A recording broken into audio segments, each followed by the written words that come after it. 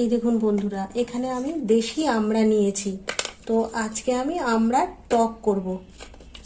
এই দেখুন কচি আমড়া আছে। তো আমড়াগুলো এবার আমি কেটে নেব। আমড়ার টকের জন্য প্রথমেই আমি 5 ফোড়নটা ভেজে নেব।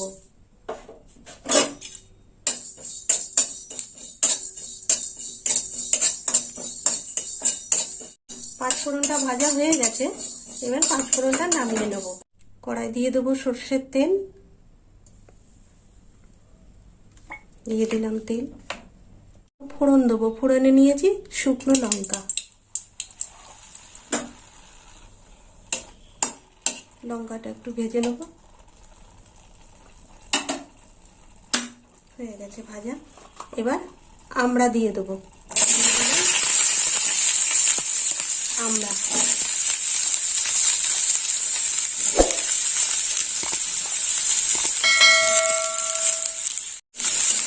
এই দেখুন, আমড়াগুলো আমি এইভাবে কেটে নিয়েছি, লম্বা লম্বা করে কেটে নিয়েছি। কচি আমড়া তো, আমড়াটা একটু কষে নেব। এবার দিয়ে দেবো একটু সর্ষে বাটা। এই দেখুন দিয়ে দিলাম সর্ষে বাটা।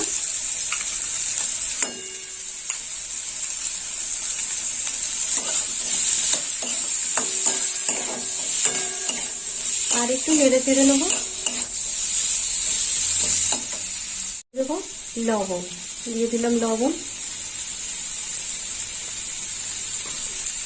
আর দিয়ে দেবো একটু হলুদ গুঁড়ো।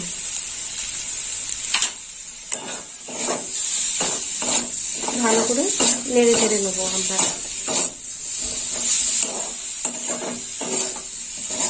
কষা হয়ে গেছে। এবার দিয়ে দেবো জল। দিয়ে দিলাম জল।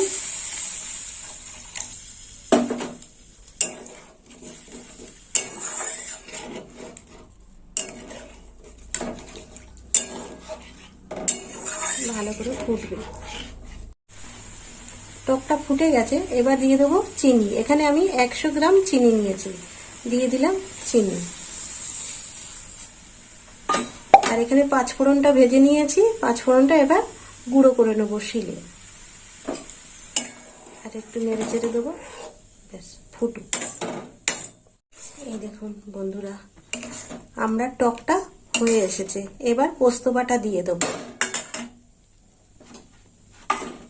এই দেখুন বন্ধুরা, পোস্ত 1 চামচ পোস্ত বাটা দিয়ে দিলাম।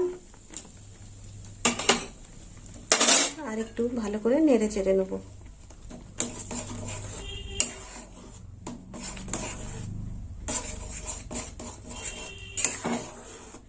এইভাবে ভালো করে নেড়ে নিতে হবে।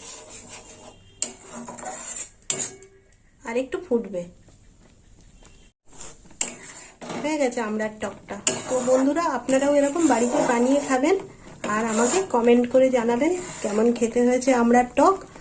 আর আমার ভিডিও ভালো লাগলে লাইক করবেন, শেয়ার করবেন আর সাবস্ক্রাইব করবেন। বন্ধু হয়ে পাশে থাকবেন। এই 5 ফোড়ন গুঁড়োটা ভেজে রাখা, এই যে 5 ফোড়নের গুঁড়োটা এবার ছড়িয়ে দেবো। নামিয়ে নিই। এবার আমি 5 ফোড়নের গুঁড়োটা ছড়িয়ে দেবো টকের ওপরে।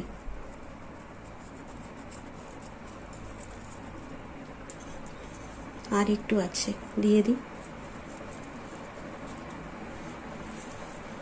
স্বাদে গন্ধে খুব সুন্দর একটা গন্ধ হচ্ছে। স্বাদে গন্ধে অতুলনীয় আমড়ার টক। তো বন্ধুরা, আপনারাও এরকম বাড়িতে বানিয়ে খাবেন।